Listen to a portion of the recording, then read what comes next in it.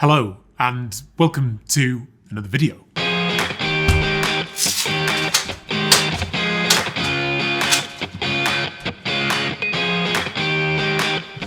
trying to figure out what background do I want it tungsten-y warm or use this gel to make it a little bit cooler? Does that look better? I'm not sure. I think I actually want it to be blue. Anyway, welcome to another video. Before we get going today though, this video is sponsored by Squarespace. If you need a domain name, a website or an online store, make your next move with Squarespace. Right, what are we doing today? Before we get out and about, I want to just start off with a little bit of gear talk because as 2020 has been so far, there have been some incredible camera announcements and I've been looking to upgrade my vlogging camera particularly. For years, I've used this Canon 800D. It's been an absolute stalwart. I dropped it in the lake, it came back to life. But recently, I've just been getting very frustrated about the quality of the actual image. It's just a little bit soft, particularly for video and with this 10-18 lens. So I want something a little bit better, a little bit crisper and an upgrade to 4K. Now, I was definitely very interested in the Sony a7S Mark III, which is absolutely incredible, shoots beautiful footage, but it's just insanely expensive, as are a lot of the nice cameras that are coming out, well over £1,000. If I got the Sony with a lens, I'm looking at like nearly $5,000, which I do not have. So for about 6 times or 10 times the price less, I have now upgraded to, it is an upgrade despite the look, to this little Sony ZV-1, and I've got the big microphone on the top. Now, it does some really nice footage. It is 4K, so I'm excited today because it's my first time using this in anger.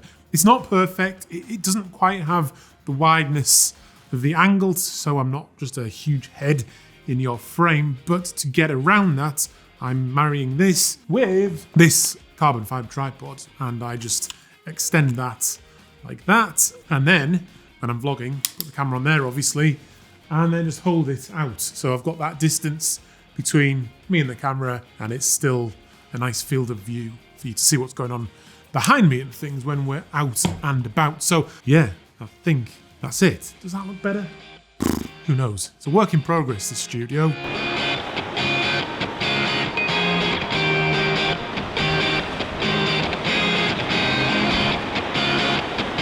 Right, so I've arrived at what is an absolutely stunning coastal location. And if I just kind of pan the camera around, you can just see that I'm absolutely surrounded by the sea, basically. I'm having a problem at the moment though, and it might be hard to believe, but whilst I'm surrounded by these stunning rocks and this sea, I'm finding it difficult to find a composition. Just nothing is jumping out at me. There's no particular interesting shape or dimension or anything jumping out at me really, and that's generally what I will look for. I want a dreamy long exposure using some of this rock, but I want that interesting shape. I want to find the real banger today, and it's not quite happening just yet. It's also a little bit dodgy where I'm stood. I came down off that there, and this does get covered with the tide, but the tide is coming in as well. I've got about an hour till high tide, so I think where I'm stood I should be okay, but I am keeping a very strong watch over there to make sure I don't get cut off. But it should develop as the tide comes in a little bit more. Some of these rocks down here might become more interesting and will start to form an interesting bit of foreground for that smooth, long exposure. So just a case of standing by, waiting around for a while, enjoying the weather. The conditions couldn't be much better really. There's hardly any wind, really enjoyable moments. But I want a good shot. I want something to work. I want a banger today. And so far, I've just got frustration.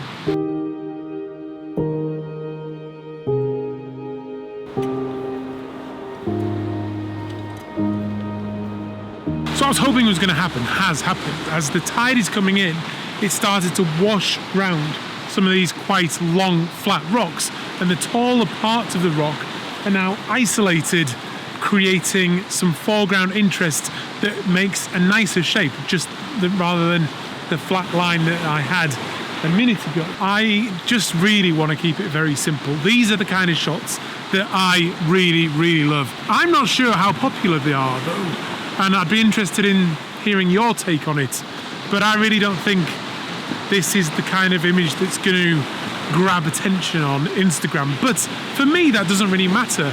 I love creating these long exposure images that have really soft parts juxtaposed against the rock and then the sky. And in this case, I have a really nice, interesting cloud. It is quite hazy still in the distance, but some of these lower clouds, as they are picking up a little bit of that light coming through the clouds up there from the sun, just have this really soft, ethereal feel. Combining that with the long exposure that naturally creates that ethereal feel, I think it's going to work really nicely for this image. So very straightforward composition wise.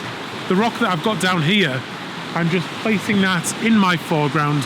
I've then got that nice soft midground with the smoothed out water in the long exposure, and then up to those quite interesting clouds in the distance. So if we come round to the camera, I have focused just on the rock down in the foreground there, and I've got a polarizer on as well, and I'm just adding about halfway with the polarizer. I don't want it to be totally polarized on the water surface so it goes quite dark. I want it to still have a little bit of sheen, because that's just lifting the exposure a little bit.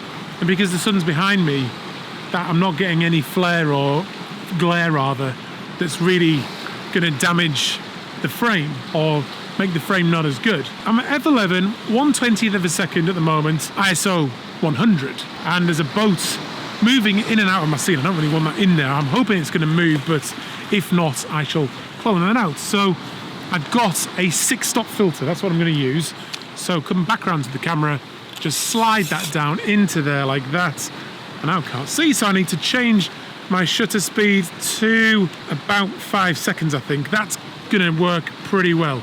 Let's just go with that. So what that's going to do is smooth out the water, but because it's not very windy, the clouds are still going to be nice and sharp. What I'm going to need to do though is just keep on shooting until I time it just right, with just the right wave, so the froth and the foam all just work for me in the scene, because that's, 5-second exposure. I'm still going to get some of that detail.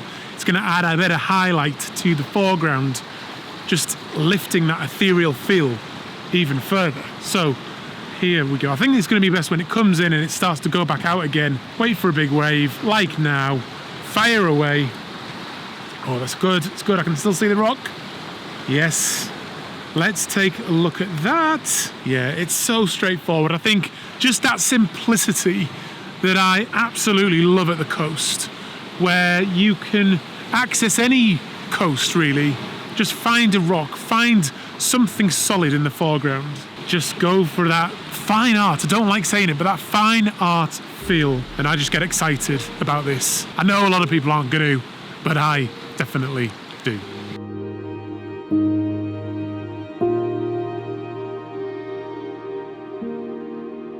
What is also now very interesting is the fact that that sun in about 10 minutes is going to become below that cloud line, and it's just going to transform these rocks and this scene into a warm golden hour light. I'll have to figure out what I'm going to do with that, but I want to capture one more long exposure surreal thing before that happens, so I'm going to have to be quick.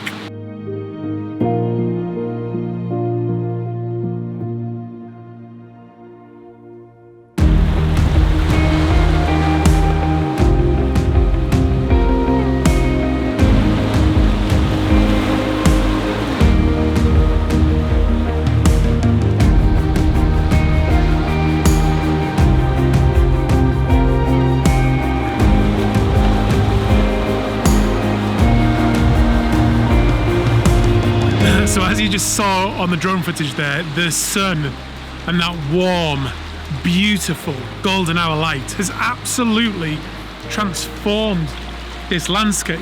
It's just so nice, it's so still. I've got the whole place to myself. And it's just stunning. There's barely any wind. It's just absolutely magical. The tide is pretty much as far in as it's going to come today as well. So I have formulated another composition. Because I'm shooting away from the sun, I'm still going to go with a long exposure.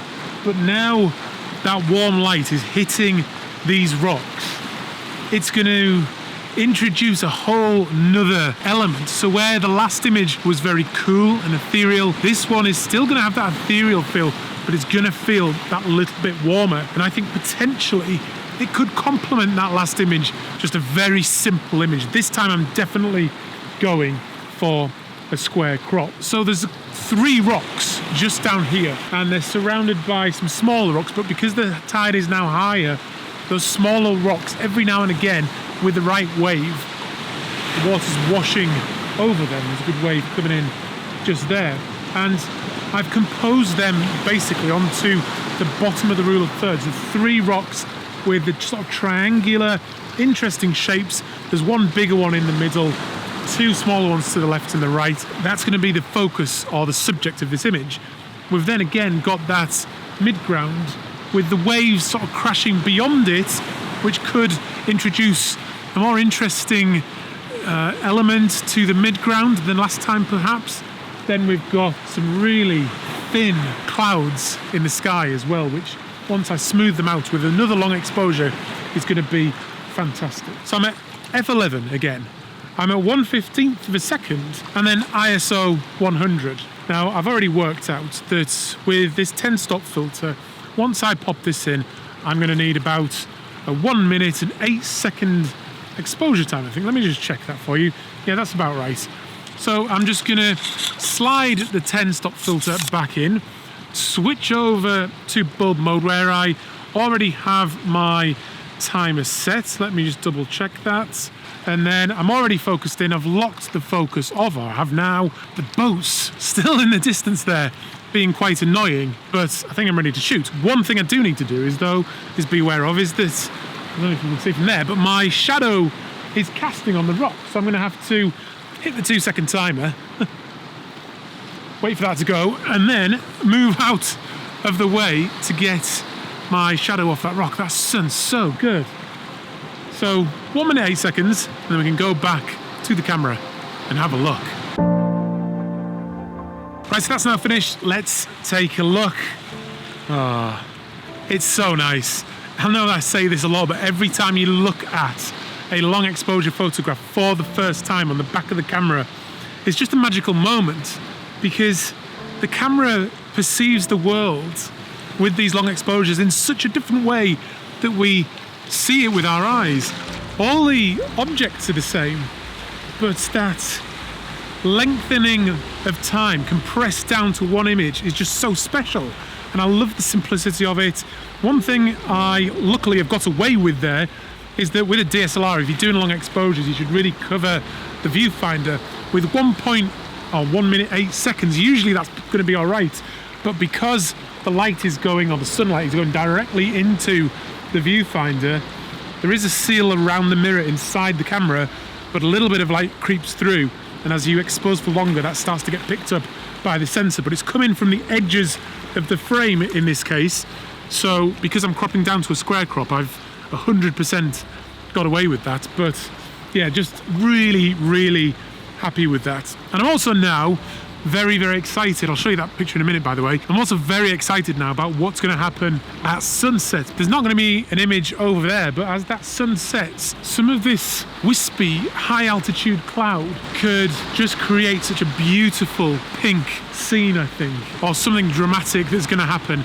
I just need to figure out where I'm going to shoot that from, because I feel for now I may have exhausted what's happening down here. I'll have another look around, but I might get back up onto cliff there and shoot down at where I'm standing now. I think that could make an interesting shot, because the rocks behind me there make a lovely curvature, but it's seen better from up there. So that might be the spot for sunset. But until then, I'm just going to enjoy this, get a time lapse going, and just soak in the moment.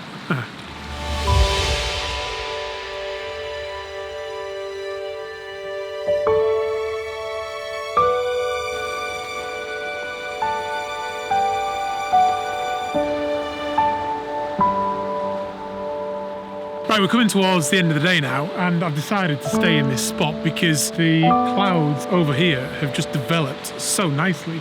It's so beautiful, and the sea has gone this really beautiful blue colour.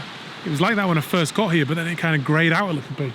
Maybe because it's calmed down a bit, but it's just this fantastic blue. I hope you can see that. I'm hoping that I'll get a bit of light on these rocks as the sun is just going to dip under that last bit of cloud. I can see a little bit on the camera, so hopefully that will relay to the shot. But I've got the tripod up as high as it'll go now because I want a slightly higher composition. I'm just working these rocks here in this kind of S shape round that distance. I've got lovely light now. Let's just shoot that and get out of the way because I don't want my shadow in it. It's just working that S curve up to the distant rocks there, and it's just looking fantastic. I've gone about 24 millimeters wide. It's looking good. And there's rocks down in the foreground, right into the distance. Beautiful blue water. And then those fantastic clouds in the distance as well. I'm then bracketing the shots to make sure I get everything in focus. And I'm using a 6-stop filter. The camera can see through the filter. I think the longest exposure is about 15 seconds. The shortest one, about 2 seconds. But ISO 100, f11.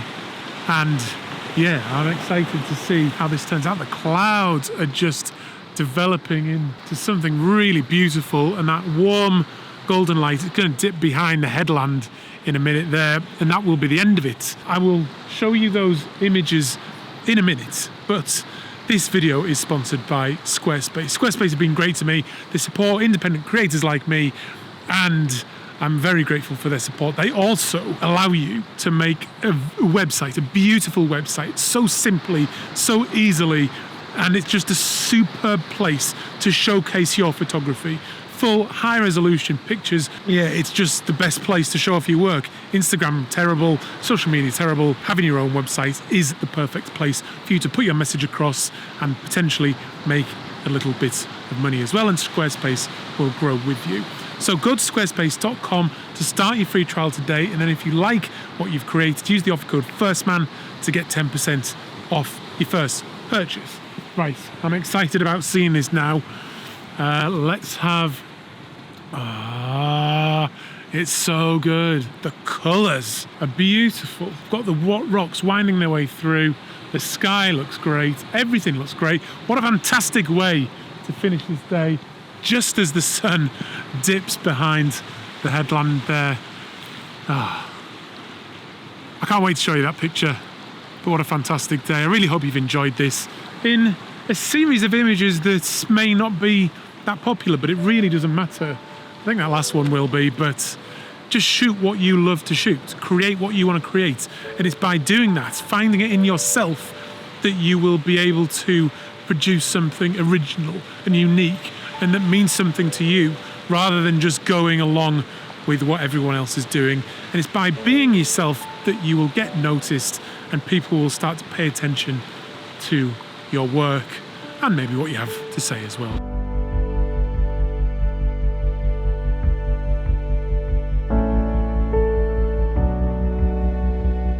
Well, I thought it was over, but it's not over.